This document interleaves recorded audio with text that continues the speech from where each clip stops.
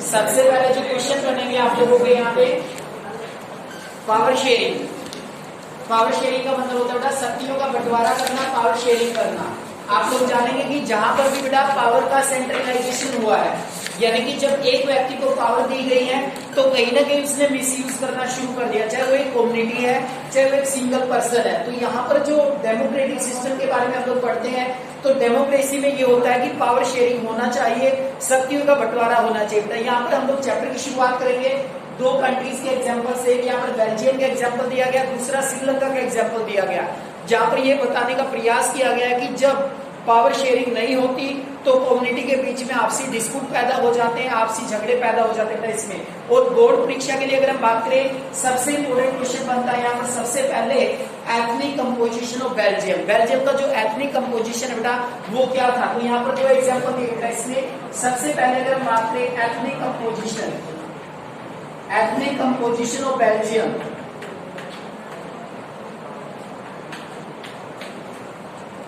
काफी बार क्वेश्चन आता था, काफी इंपोर्टेंट क्वेश्चन है आप लोगों का। एथनिक का मतलब है जातीय बनावट, यानी कि कौन कौन सी कम्युनिटी रहती थी बेल्जियम के अंदर, ठीक है, और कैसे उनमें डिस्प्यूट पैदा हुए।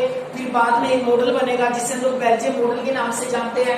What are the main feature of this model, यानी कि जो सामाजिक विविधता थी, जो सामाजिक डिस्प्यूट हमें देखने को मिले, उनको अकोमोडेट करने के लिए एक मॉडल बनेगा। तो पहले हम लोग जानेंगे भाई एथनिक कंपोजिशन क्या था बेल्जियम का और किस तरह से बेल्जियम के लोगों में आपसी तनाव पैदा हुआ, आपसी संघर्ष पैदा हुए। देखो कैसे क्वेश्चन बनता है सबसे पहला what is the ethnic composition of Belgium. 3 marks में क्वेश्चन आता है काफी बार, बेल्जियम का जाए या श्रीलंका का जाए, दोनों इंपोर्टेंट बनेंगे, दोनों एथनिक कंपोजिशन। देखिए इसमें सबसे पहले क्या कहता है ये, Belgium is a small country in Europe, smaller in area than the state of Haryana. Belgium Europe का एक छोटा सा कंट्री है, अपनी बार भी डाला था भी बेल्जियम कौन से इसमें आता है, पहले क्वेश्चन था शायद 61 क्वेश्चन में। तो ये यूरोप का एक छोटा सा कंट्री है बेटा, जो हरियाणा से भी छोटा एरिया वाइज अगर हम बात करते हैं। It has border with France, Netherland, Germany and Luxembourg. कहते हैं कि इसकी जो बॉर्डर है बेल्जियम की जो सीमाएं हैं, नेबरिंग कंट्री कौन कौन सा है इसकी, नीदरलैंड, जर्मनी, लग्जमबर्ग और फ्रांस। फ्रांस के साथ इसकी सीमाएं लगती हैं। It has population of a little over 1 crore, about half of the population of Haryana. यहाँ की जो पॉपुलेशन है वो 1 करोड़ से भी कम है बेटा, हरियाणा की पॉपुलेशन का भी आधा, तो लगभग 2 करोड़ के आसपास हमारी पॉपुलेशन है बेटा, 2.25 करोड़ के आसपास। तो हमारी पॉपुलेशन से भी आधी पॉपुलेशन है बेल्जियम के, एक छोटा सा देश है। तो यहाँ से शुरू होता है बेटा इसका the ethnic composition of Belgium.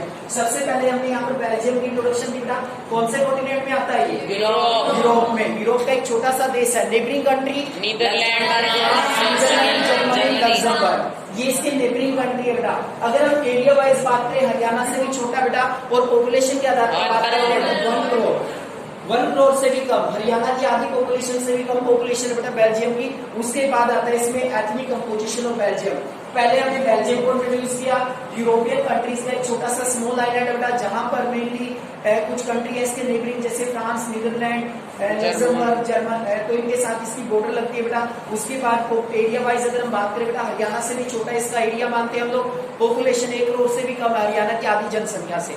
अब देखिए बेटा कौन कौन सी कम्युनिटी, कौन कौन सी जातियां यहाँ पर रहती है, क्या कंपोजिशन है इसका, एथनिक कंपोजिशन। देखिए अब इसमें यहाँ से शुरू होता है main question. The ethnic composition of small country is very complex। कहते हैं कि जो छोटा सा देश है यहाँ की जो जातीय बनावट है वो बड़ी ही जटिल है बेटा। Of country's total population 59% live in Flemish region and speak Dutch languages। 59% population, 59% जो people है बेटा वो कौन से रीजन में रहते हैं, फ्लेमिश। फ्लेमिश जो एरिया है, फ्लेमिश रीजन आप लोग कह सकते हैं। और कौन सी लैंग्वेज बोलते हैं, डच लैंग्वेज, डच भाषा बोलने वाले लोग इसमें। तो एथनिक कंपोजिशन बनेगा इसका on the basis of language.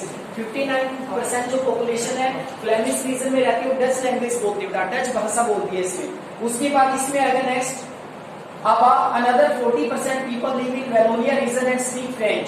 और 40% जो पीपल है बेटा वेलोनिया रीजन, कहाँ पर रहते हैं ये लोग, वेलोनिया रीजन में, वेलोनिया एरिया में रहते हैं। ये कौन सी भाषा बोलते हैं, फ्रेंच भाषा बोलते हैं, फ्रेंच भाषा, ठीक है। इसमें और 1% है जर्मनी। इसमें देखिए बेटा इसमें वेलोनिया रीजन में रहते हैं, मीनिंग 1% बेल्जियम स्पीक जर्मन, 1% क्या बोलते बेटा, जर्मन।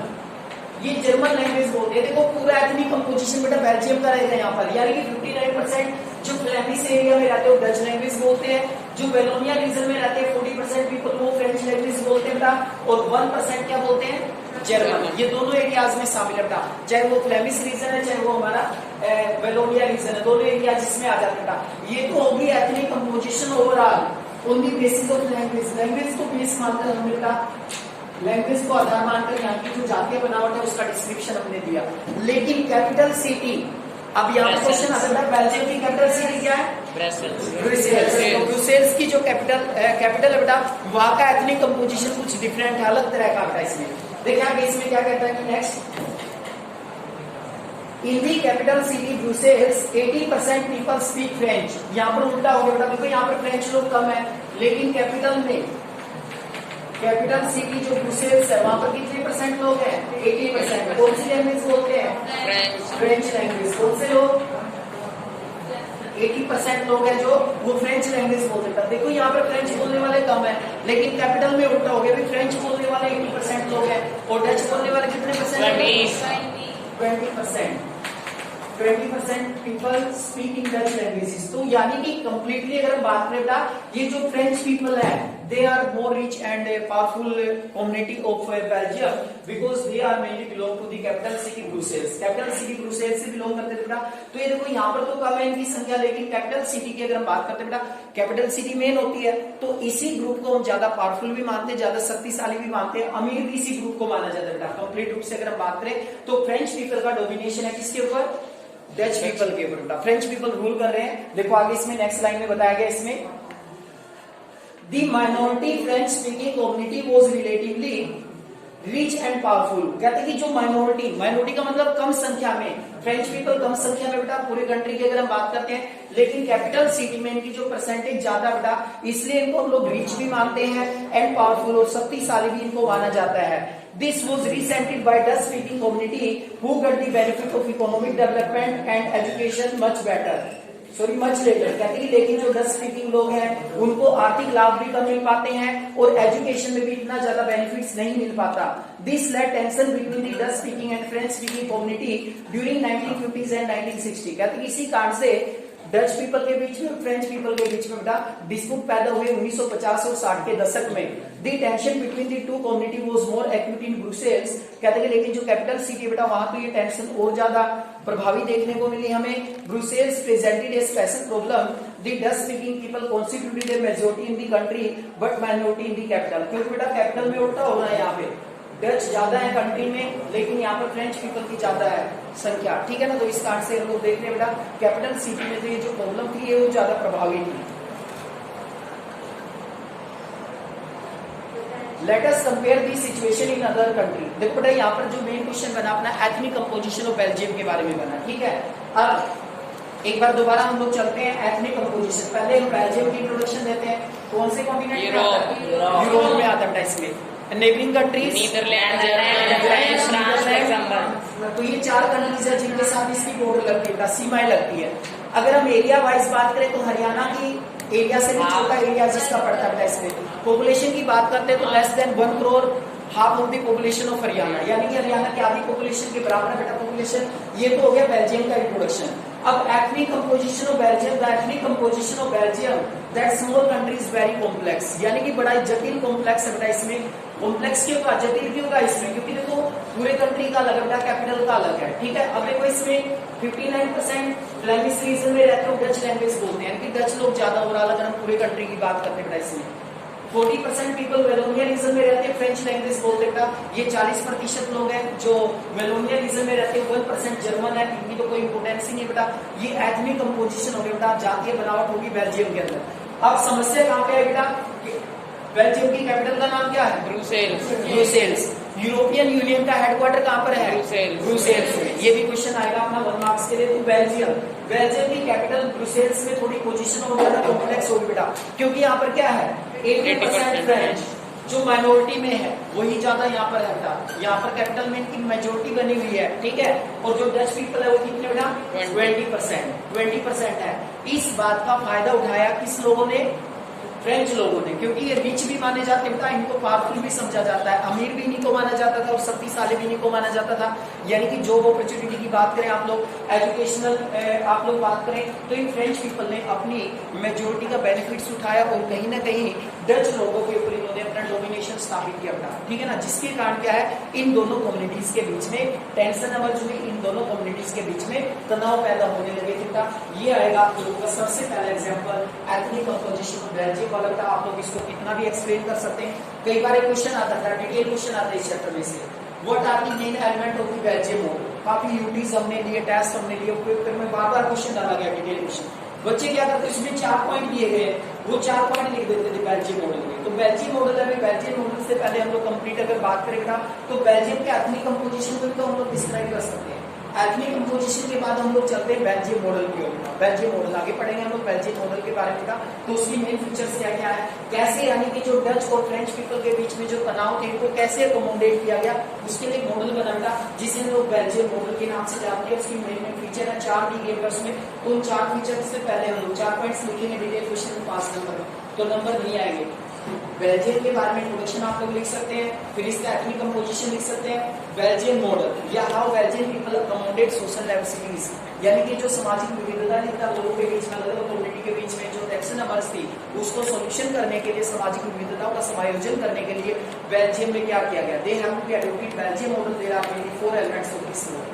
4 मॉडल दिखा, सेंट्रल स्टेट गवर्नमेंट में यानी कि इक्वल इंपोर्टेंस दी गई डच फ्रेंच पीपल को, एक अलग से गवर्नमेंट बनेगी जिसे हम लोग कम्युनिटी गवर्नमेंट कहते हैं, जो कल्चरल एजुकेशनल मैटर को डील करने का काम करती है। तो और भी बहुत सारे प्रयास किए गए था। तो ये रहेगा एथनिक कंपोजिशन ऑफ बेल्जियम। समझने की बात होती है इनको, और ये क्वेश्चन 3 नंबर में बहुत बार रिपीट होता है, बच्चे खासकर फिर भी गलतियां करते हैं। 59% पीपल फ्लेमिश एरिया में रहते हैं, डच स्पीकिंग है बेटा।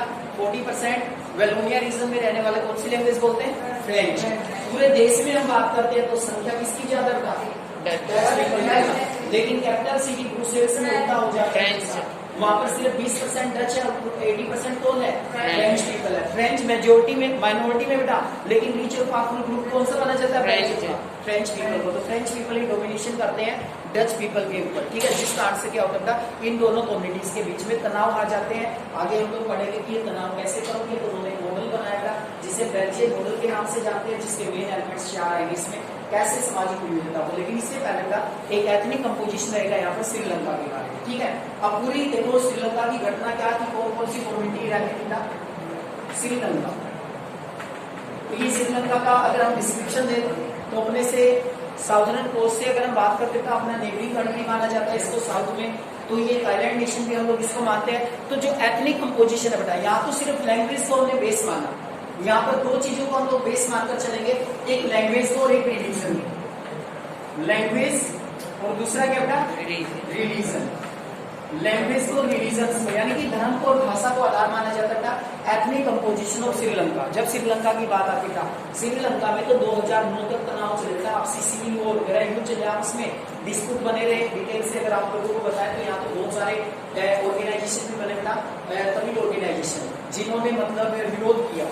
एक ऑर्गेनाइजेशन था जिसे लीटे के नाम से, राजीव गांधी का सुना होगा आपने, राजीव गांधी की हत्या की थी बेटा, लीटे नाम के ग्रुप बना था श्रीलंका के अंदर, लीटे के नाम से, लिबरल टाइगर लिबरेशन के नाम से। टाइगर तमिल लोग जो थे ना, उनके लिए एक वर्ड था, टाइगर्स को रिप्रेजेंट करते थे वो लोग। तो ये देखिए श्रीलंका का जो एथनिक कंपोजिशन बेटा ज्यादा डीपली बचा है इसमें, सिर्फ आप लोगों को जो बेसिक बताया गया। एथनिक कंपोजिशन की अगर हम बात करते हैं on the basis of language, सबसे ज्यादा लोग कौन थे, सिंहला।